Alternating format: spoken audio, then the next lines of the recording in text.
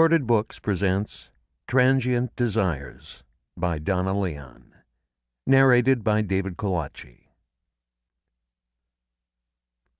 Chapter 1. Brunetti slept late. At about 9, he turned his head towards the right and opened one eye, saw the time, and closed his eye again. He did not move for some time, and when he next opened his eye, he saw that it was 9:30. He reached out his left arm in the hope that he would find Paula beside him, but he found only the indentation of her former presence, long since gone cold. He levered himself onto his side and then his back, rested for a moment after achieving this, and opened his eyes. He studied the ceiling, glanced at the far corner on the right, and saw the mark above the window where water had leaked in some months before, creating a brown patch that looked like an octopus, a rather small one. Like an octopus, this stain changed color with the light, sometimes changing shape as well, although there were always only 7 legs. He had promised Paula he would get up on the ladder and paint it over, but he was always in a hurry, or it was night time and he didn't want to get on the ladder, or he didn't have his shoes on and didn't want to risk climbing the ladder wearing only socks.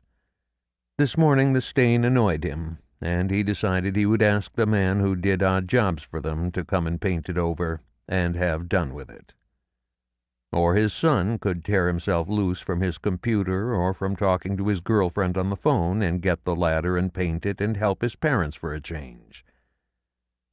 Detecting the distinct note of resentment and self-pity in his thoughts, Brunetti pushed them aside and considered some of the events of last night's dinner, among which were 3 glasses of grappa that were most likely the cause of his current condition.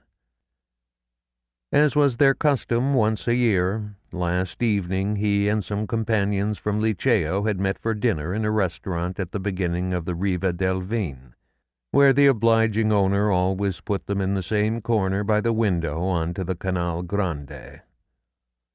As the years passed, their number had shrunk from more than 30 to just 10, reduced for the usual reasons: geography, employment, and sickness. Some had tired of the inconveniences of the city and had moved away. Others had taken better jobs in other parts of Italy or Europe, and 2 had died.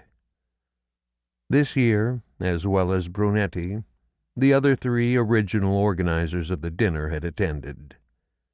The first was Luca Ipodrino, who had turned his father's trattoria into a world-famous restaurant by following 3 relatively simple rules. He served the same food his mother had served for 30 years to the men who unloaded the boats at Rialto. It was now served on porcelain plates and in far smaller and delicately decorated portions. The prices had been inflated almost beyond bearing. The waiting list for a table, especially during the Biennale and the film festival, started filling up months in advance. The second, Franca Righi, Brunetti's first girlfriend, had gone on to study physics in Rome and now taught at the same university where she had studied. It was she who had towed Brunetti through their biology and physics classes, and now delighted in telling him each time one of the laws they had studied turned out to be false and had to be replaced. The last was a newly divorced Matteo Lunghi, a gynecologist, whose wife had left him for a much younger man, and who had had to be encouraged through the dinner by his friends. The remaining 6 were successful, or content, to varying degrees, or at least behaved that way when in the company of people who had known them most of their lives. Much of that ease of communication, Brunetti believed, came of their having a common store of cultural and historical references, as well as their generation's unspoken and unconsidered ethical standards. Before allowing himself to consider what those might be, Brunetti... To keep listening to this audiobook, I've left you a link in the description so you can do it, at no cost thanks to Audible's 30-day free trial.